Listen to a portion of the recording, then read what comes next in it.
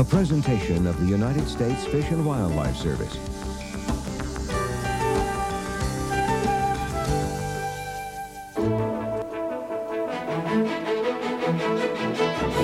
It is difficult to imagine how isolated and immense the National Wildlife Refuges of Alaska are. You can fly for hours and not see a sign of human presence.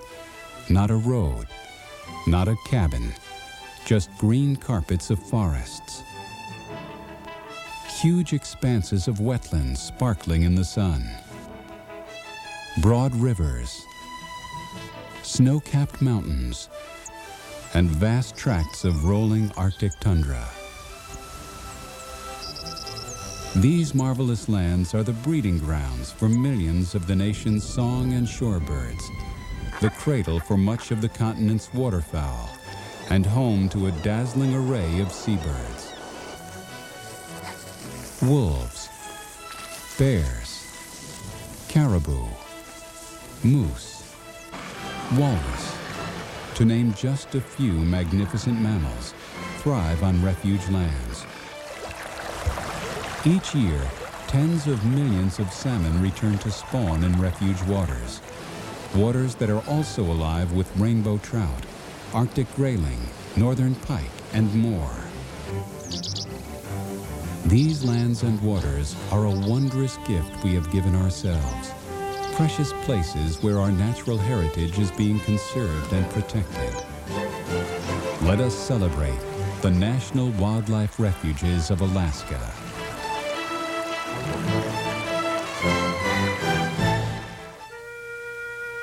Around the turn of the century, sportsmen and others across the nation became concerned about how rapidly America's wildlife was disappearing, victims of unregulated hunting and loss of habitat.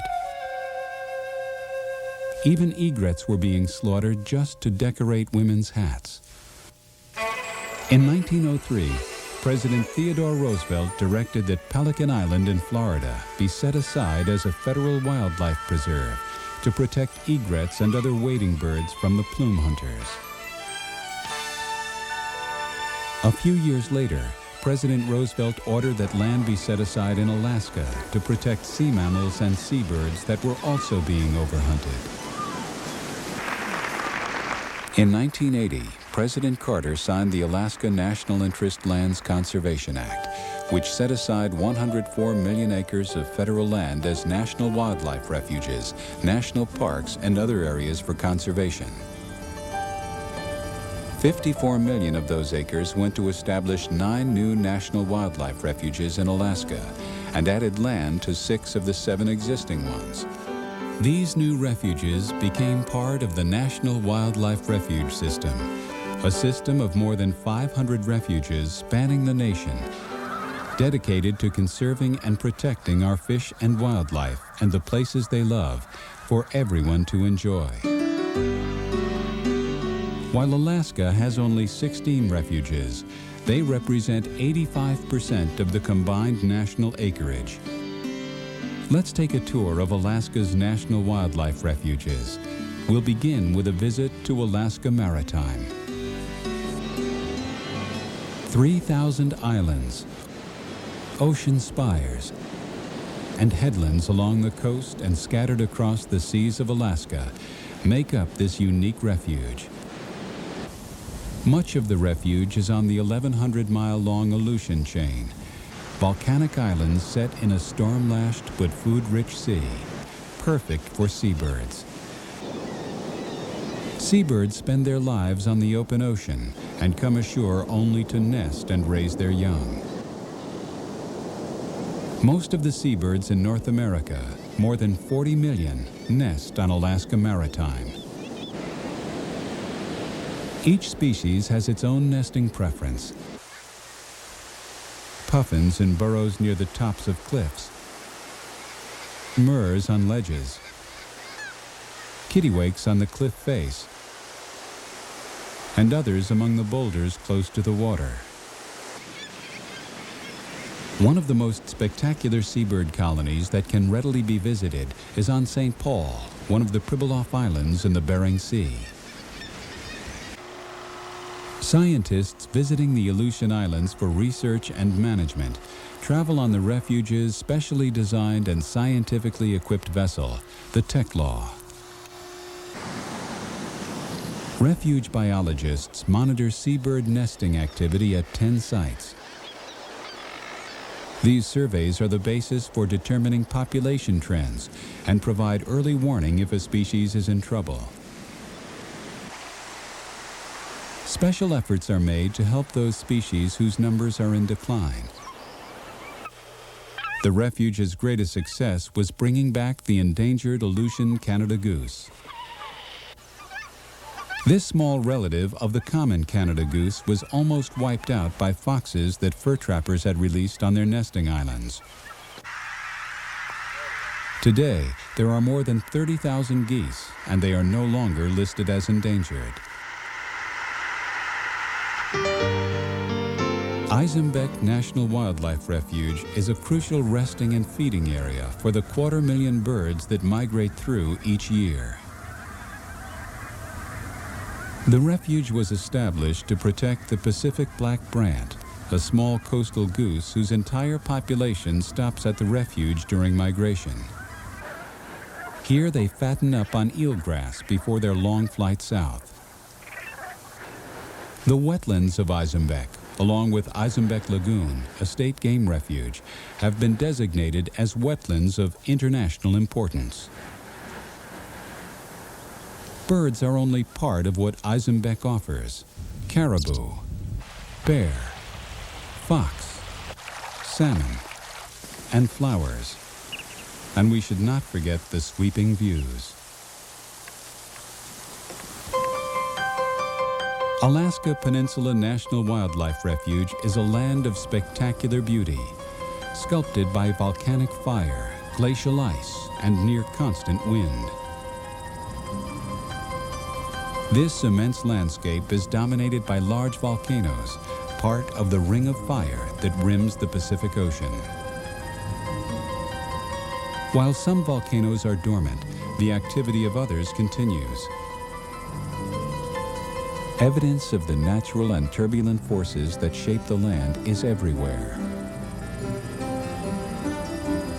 The scenic and rugged Ugashik caldera speaks of a colossal eruption in the recent geologic past. While high in the Khayalavik Mountains, the immense ice fields talk of a different force that continues to shape the land. For anglers and hunters, the isolated and rugged Ɛʻlæskə Peninsula Refuge offers a daunting but rewarding challenge. Many of the trophy barren ground caribou were taken on Ɛʻlæskə Peninsula. At the narrows between Upper and Lower Ugashik Lakes, the world's record grayling was caught. Basharov National Wildlife Refuge is dominated by Basharov Lake, the second largest lake in Alaska, and a nursery for the world's second largest run of sockeye salmon. Basharov and Ugashik lakes and their tributaries produce several million salmon each year for the important Bristol Bay fishery. The abundant salmon also fuel one of the world's largest concentrations of brown bears, a population estimated between 2,000 and 3,000 animals. Gray wolves, whose fur can be black or white or anywhere in between, are common on Basharov Refuge. On the vast tracts of tundra, caribou can be seen on their restless wanderings. Along the rugged cliffs above Puyallup Bay, seabirds gather in massive numbers. And above it all soars a peregrine falcon. Kodiak National Wildlife Refuge was established in 1941, primarily to protect the giant Kodiak brown bear. Some 3,000 bears roam this enchanted emerald isle of steep mountains, sparkling rivers, and rugged coastline. Kodiak brown bears, among the largest of all bears, can be up to 9 feet tall and weigh close to 1,500 pounds. Bears, and bald eagles as well, thrive on Kodiak due to the massive salmon spawning runs.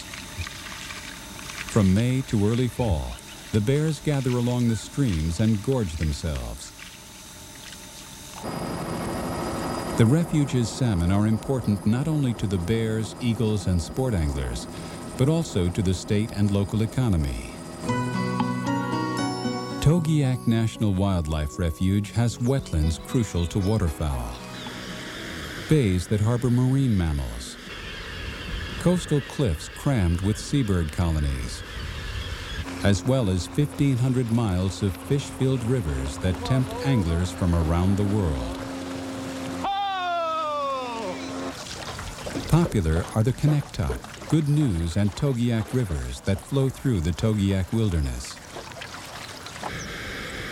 At Cape Pierce and at other places along the coast, thousands of walrus haul out on the sand to warm up, often under the watchful eye of biologists who track the health of the herd.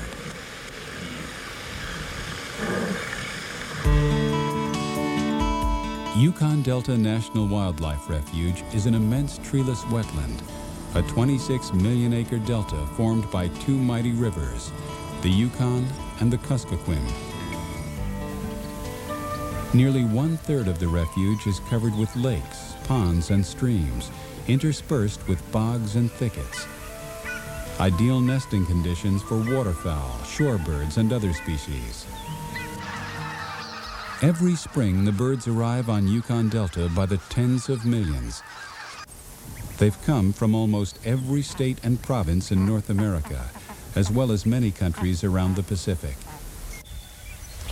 Yukon Delta is one of the most productive nesting areas in North America, producing millions of birds. Within the boundaries of the refuge are more than 40 native villages scattered along the rivers and on the coast. The Yupik people have lived here for thousands of years and have always depended on the delta and its abundant natural resources for their subsistence. As the weather warms, the families traditionally go out to their summer fish camps to enjoy the land and collect food for the coming winter. Innoko National Wildlife Refuge is named after the great river which flows through the refuge. The river and its tributaries attract breeding waterfowl and songbirds, which nest in the basin's extensive wetlands and forests. Moose, drawn to this lush valley, feed on the willows that flourish because of the river's frequent flooding. The refuge also attracts researchers and volunteers who spend the summer in its isolated field camp, conducting biological surveys. Aquatic plants in the lakes are identified and their location noted as part of the refuge's plant mapping and habitat protection program. Water samples from around the refuge are chemically analyzed for the presence of minerals and contaminants from historic and current gold mining activities within the refuge's watershed. Zone 3 is... Plant species are systematically identified within sample plots throughout the refuge. All this data will help establish an information baseline so changes in the environment can be monitored. After all, if you do not know what you have, how can you tell when changes occur? Nowitna National Wildlife Refuge is another of the great interior refuges. Its wetlands formed and nourished by the Nowitna River. The grassy margins of the many ponds and lakes provide nesting spots for ducks and geese. The Nowitna River, a nationally designated wild and scenic river, is ideal for float trips as it meanders for more than 200 miles through the refuge. Archaeological evidence shows that people have trapped and fished in the interior of Alaska along rivers like the Yukon and Nowitna for more than 10,000 years. Today, the tradition continues. Migrating salmon are smoke-dried and provide food through the long winter months. Kayakuk National Wildlife Refuge lies in a basin surrounded by rolling low mountains and bisected by the Kayakuk River, a tributary of the Yukon, which flows down from the Brooks Range. Fire is a major contributor to the diversity of the northern forest ecosystem. Refuge biologists are interested in learning how plants and wildlife colonize burned areas. In this study, yellow-cheeked voles within a sample area are captured and marked. The data collected will help biologists answer questions about the vole's life cycle, population dynamics, and the kind of habitat they prefer. Yellow-cheeked voles, the largest of Alaska's voles, are a colonial species and move into burned areas earlier than other vole species. Because they are an important food source for a wide array of Alaskan mammals and birds, the voles attract wildlife back into an area after a fire. They represent a vital link in the vast boreal forest ecosystem. Straddling the Arctic Circle is Selawik National Wildlife Refuge, named after the river which meanders through its tundra wetlands and bogs. The western Arctic caribou herd, one of the largest in North America, migrates through the refuge twice a year. Moose are often seen in the willow thickets that flourish at the edge of wetlands. For many thousands of years, the Inupiaq people have hunted, fished, and gathered berries along the Selawik River.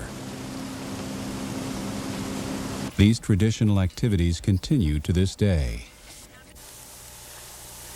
In midsummer, the abundant berries ripen and entire families come out for the harvest. Having a firearm handy is only prudent, since bears also love the berries. On Selawik, research is underway to gather baseline data about plants that grow on the refuge. In a study designed to ensure statistical accuracy, transects are measured and at intervals all plants are cataloged. Knowing the diversity and abundance of the refuge's plant life will help create a baseline vegetation map that will be important when making management decisions when fires occur. Canudi National Wildlife Refuge, a mosaic of wetlands, lakes, streams, forests, and bogs, lies in a basin formed by the Kayakuk and Canudi rivers.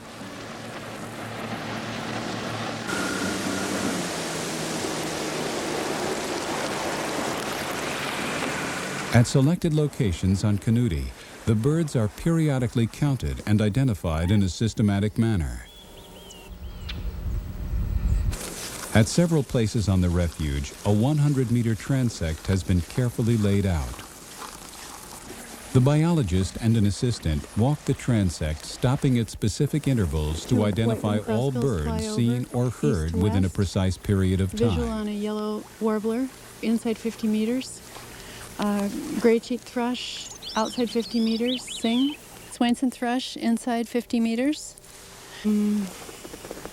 A gray jay. Because each survey is conducted in exactly the same manner each year, population trends for birds on Canudi can be accurately monitored. Thrush, call, inside 50 meters. Several wolves belonging to different packs on Canudi have been fitted with collars that transmit an identifying radio signal. At regular intervals, a biologist follows the signal to find the wolf. The location is recorded so that the wolf's movements can be plotted. Yukon Flats National Wildlife Refuge is an immense floodplain dominated by the mighty Yukon River and rimmed with rolling hills and mountains. Larger than the state of Vermont, the refuge has almost 40,000 lakes, sloughs, and ponds, which provide habitat for millions of waterfowl and other migratory birds. On the alpine meadows of the White Mountains, grizzly bears feed on the abundant berries, while a squirrel fattens up for the winter. 3 species of salmon spawn on the refuge after traveling nearly 1,000 miles from the ocean. Salmon are an important subsistence food for the native Alaskans living along the Yukon.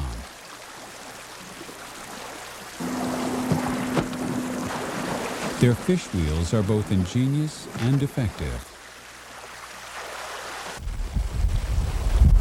The Yukon Flats Refuge provides nesting habitat for many of the songbird species that migrate to Alaska's interior each summer.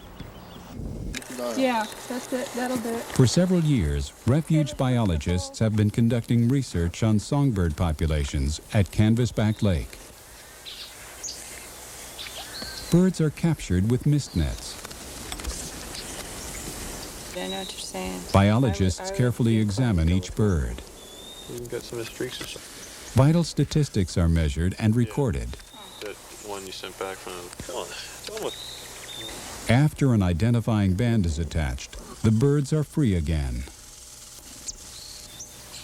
A rewarding moment for a biologist comes when a bird that had been banded in previous years is recaptured after its long migration to the tropics and back. In fact, birds banded on Yukon Flats have been recovered in 11 foreign countries, 8 Canadian provinces, and 45 of the 50 United States. Not like a male, but he's little... The birds from Yukon Flats are truly a shared resource. Arctic National Wildlife Refuge is one of the most remote and undisturbed places in the nation. A vast and scenic land, a wilderness wonderland with barrier islands and lagoons, rolling tundra and braided rivers, glaciers and lofty mountains, boreal forests and wetlands. This combination of habitats supports a great diversity of wildlife. Nesting birds from 4 continents, numerous fish species, and several dozen mammals. Arctic Refuge is also the calving ground for the mighty porcupine caribou herd, which migrates over an extensive area in Canada and Alaska. Arctic Refuge has the largest wilderness area in the National Wildlife Refuge System and is recognized as one of the finest examples of wilderness left on the planet.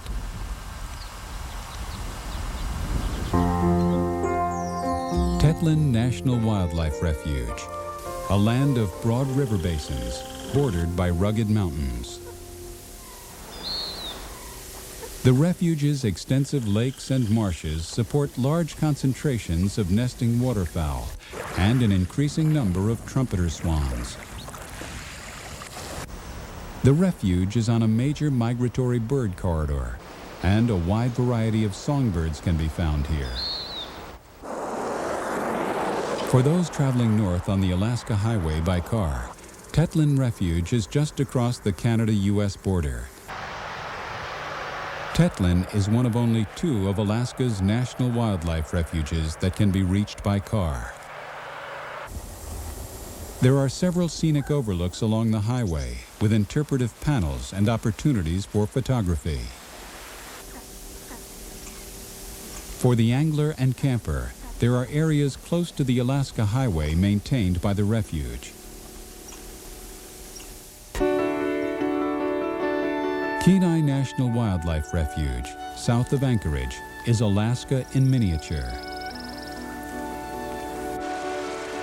Kenai has wetlands, forests, tundra, alpine slopes, glaciers, rivers and lakes, and many of the wildlife species found across Alaska. Because it's an easy drive from Anchorage, Kenai is the most frequently visited of Alaska's national wildlife refuges, offering not only extraordinary vistas, but an opportunity to experience Alaska's natural environment firsthand. The Kenai River is the most popular sport fishing river in Alaska. Anglers come from all over the world to fish for its large and abundant salmon. Kenai has several accessible and popular campgrounds, boat ramps, and hiking trails. Most of Kenai National Wildlife Refuge is protected as wilderness. In fact, almost a fourth of the national refuges in Alaska were designated by Congress as wilderness, a promise that the land will remain forever in its natural state, roadless, undeveloped, pristine. Wilderness areas can be visited by foot, boat, or airplane, but no trace can be left after a visit. Camping, hiking, and river floating are adventurous ways to experience Alaska's refuges, but you must be well prepared. Take extra care when hiking to avoid confronting bear or moose, especially those with young. You can hunt and fish on all refuge lands in Alaska in accordance with state and federal law, and you must respect private property. There are many native communities within refuge boundaries that have private property. The ancestors of today's Alaska natives arrived from Asia thousands of years ago, and until fairly recently were entirely dependent on the land and waters for their livelihood. Today, many descendants of these same ancient people still rely on the same land, some of which is now on national wildlife refuges, to trap, hunt, fish, and gather food. These subsistence activities remain a cornerstone of their culture. Alaska's national wildlife refuges also protect the rich legacy of the past.